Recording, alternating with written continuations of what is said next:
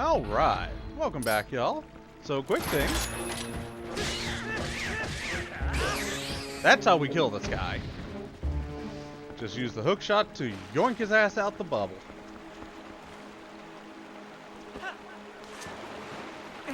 Now, how do we get up here without having to worry about the rapids? Well, we do have iron boots, you know, but it'll take us a little bit.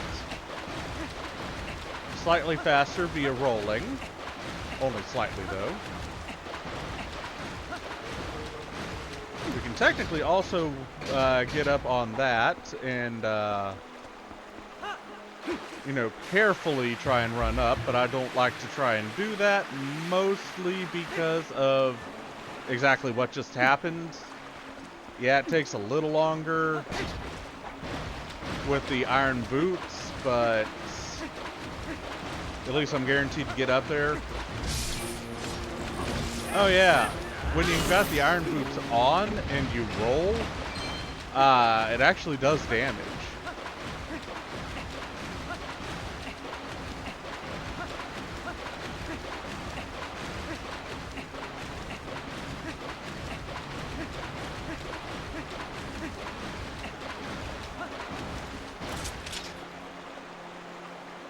So you can speed it up a little bit by doing that.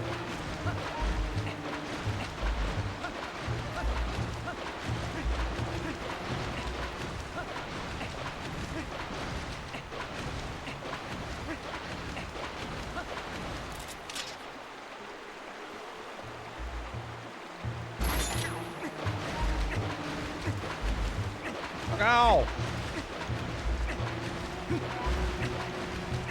I don't want to buy your daughter's Girl Scout cookies. They're stale. I haven't had a Thin Mint in forever. Remember, we used to buy like 4 boxes of them and make mint chocolate ice cream. Not ice cream, mint chocolate. What's it called? Mint chocolate.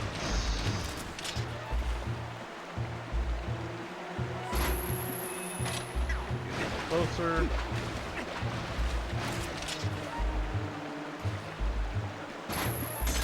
Mint chocolate milkshakes. I also vividly remember my mother's boyfriend at the time making milkshakes with ice instead of milk. Disgusting. Anyways, all that effort gets us 50 rupees that I can't even fit into my wallet. Just wanted to show what was actually in it. Ugh. God, that still gives me the ick thinking about ice crystal laden milkshakes. I hope my air quotes are not lost on you.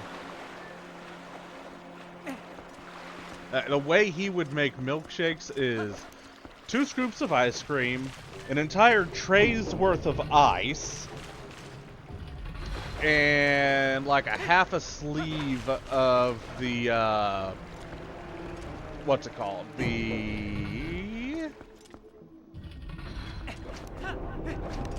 Thin Mints. Just absolutely nasty. And his defense, every time he made it and we complained about it, was, well, that's how my mother makes it.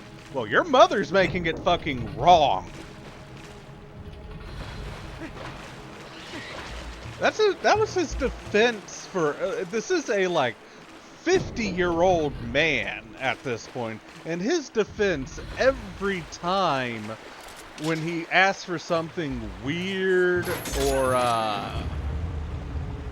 you know, something that isn't a part of what we're making. Well, that's not how my mother makes it.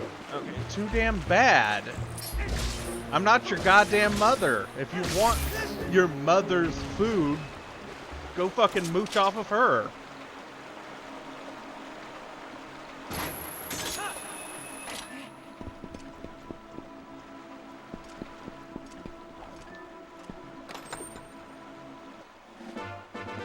Heart piece.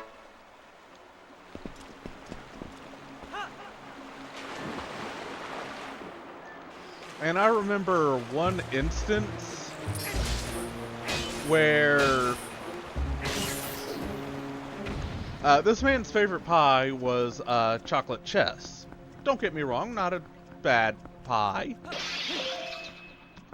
I certainly do, or certainly will admit that I do enjoy it on the rare occasion. My mother at one point lost his mother's chocolate chess pie recipe. So what did she do, you may ask? She just went on Google, grabbed any old regular chocolate chess pie recipe, baked that up the next time he asked for it, and he raved about how good it was. Just absolutely raved about it. My mother revealed to him that it wasn't his mother's recipe, and in the very next breath, he said, well, you know, now that I think about it, it did have a bit of an off taste. Like, motherfucker, you 5 seconds prior were just raving about how delicious it was. And now it's suddenly not good enough because it wasn't made the way your mommy makes it. Just utter ridiculousness. So with the claw shot, we can raise and lower ourselves. It also deals damage to enemies. Some enemies. Bombs.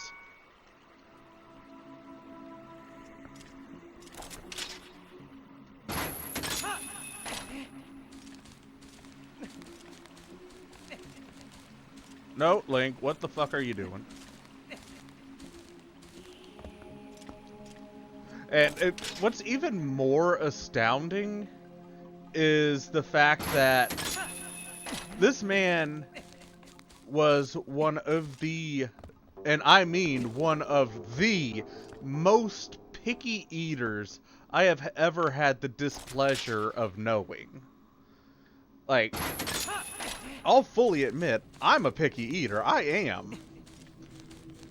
But he was so much worse in how picky he was. If it wasn't made the exact way his mommy made it, then he would refuse to eat it. He would insist on pigs in a blanket once a week, or pedigree pups as he called it. But pigs in a blanket once a week, which in and of itself is not, you know, out there considering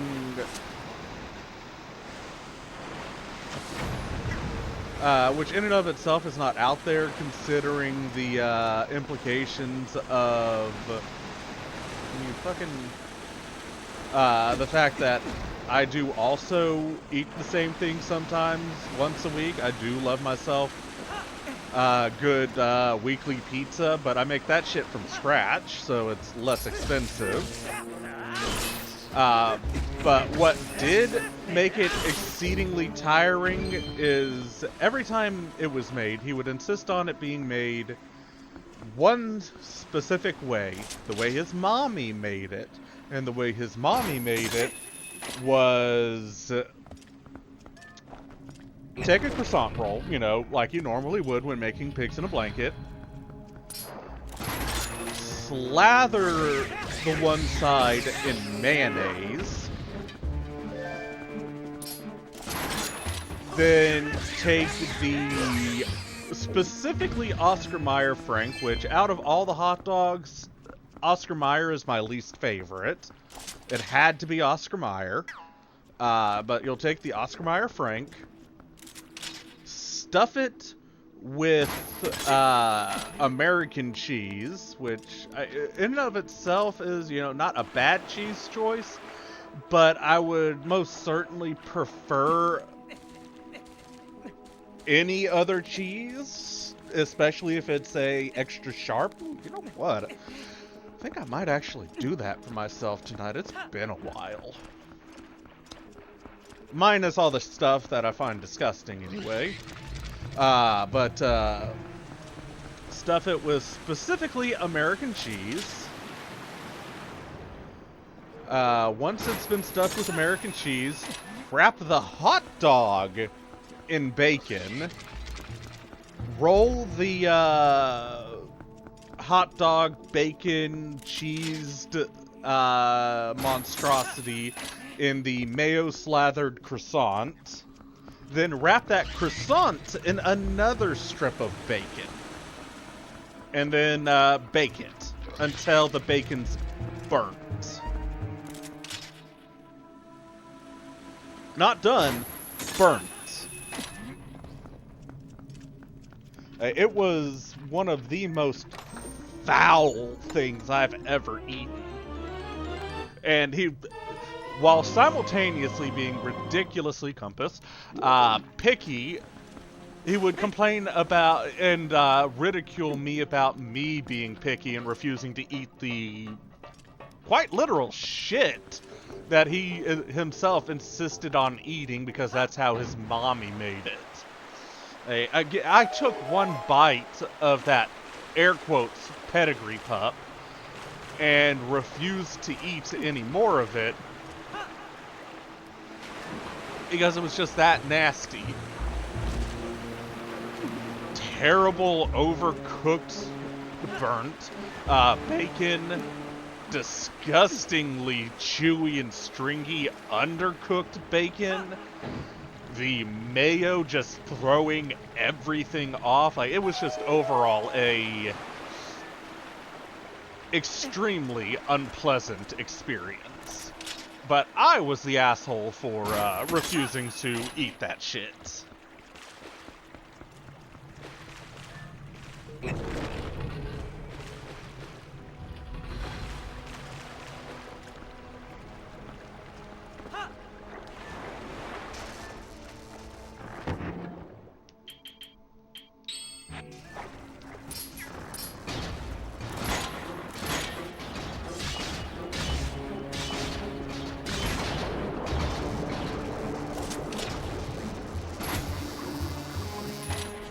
Wanted to point out that yes, if you use the claw shot on the jellyfish, it will actually zap you.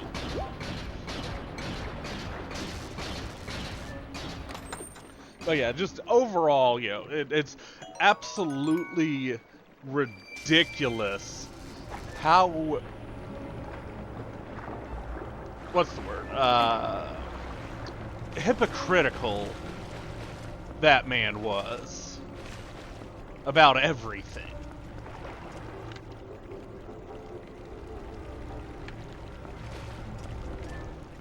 But especially about food. And again, don't get me wrong, I understand being a picky eater. I am admittedly one myself. It's taken years, and I do mean years, to overcome the pickiness that I developed from the abuse that I suffered at my father's hands.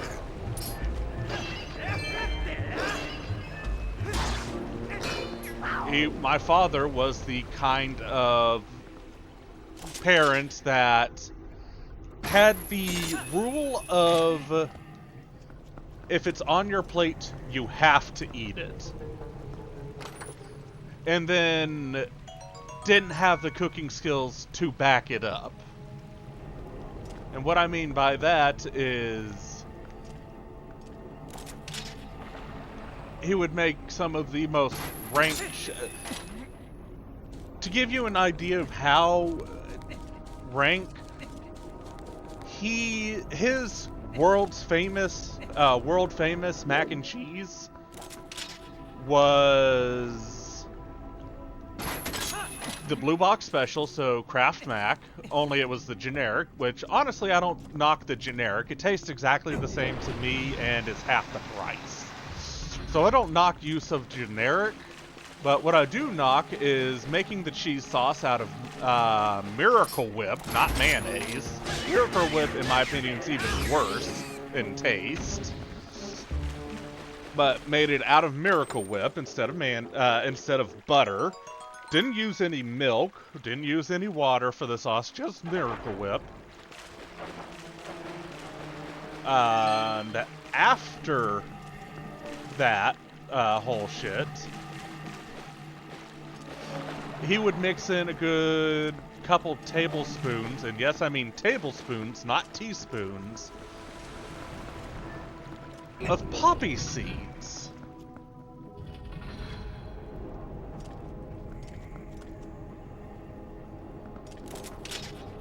And then expect a autistic kid out of anything, an autistic kid,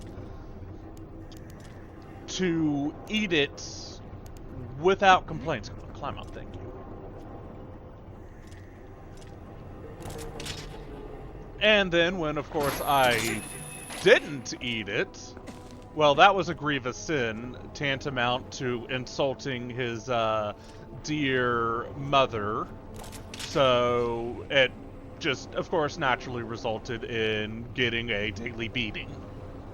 So yeah, it took me years of slowly working my way out of the trauma that was dealt to me over food to stop being quite a picky eater. I still admit I am a picky eater, I am.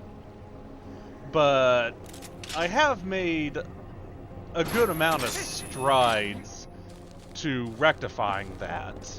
For starters, some of my most favorite food is spicy food.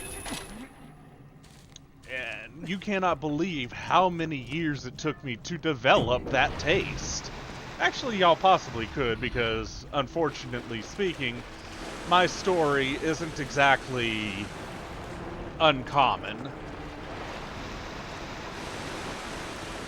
And for those that have had the same rude experience I had, my heart does go out to y'all. It's a rough existence being on the spectrum.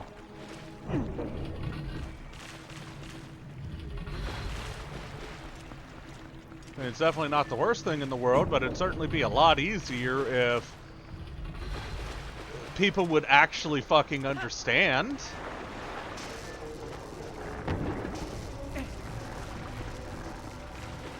Because a lot of problems would be solved if we'd just be given the leeway that we, quite frankly, need.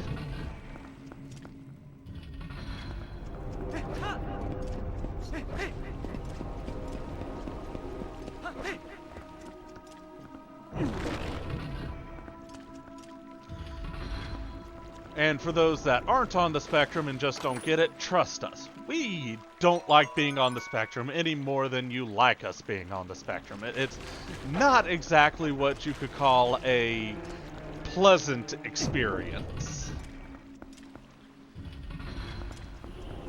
Especially with how much of this world is tailored around specifically putting people on the spectrum down. Like, just statistically speaking, we have substantially less opportunities afforded to us. We have substantially less chances at cultivating good relationships just because of our quirks. Job opportunities are equally nil because, oh no, you can't handle the fact that we're doing what you told us to do to the letter of the law? Oh no, how fucking terrible. All of our experience just leads us to not having exactly the greatest time. Now, absolutely, I do agree with the sentiment of you should not use I'm on the spectrum as an excuse to not make an effort at rectifying your situation. I'll absolutely make that argument, but on the same token, I will give leeway to those that are trying and, you know, aren't able to make it happen like rude. Make it happen like so many of the older generations think it's should be able to go. Yeah, it's really just as easy as going out and sitting on the doorstep of a business until they give you a job. No, it's not that easy. It really isn't. That's a quick way to get yourself arrested for loitering. That hasn't been the case even when you were job hunting.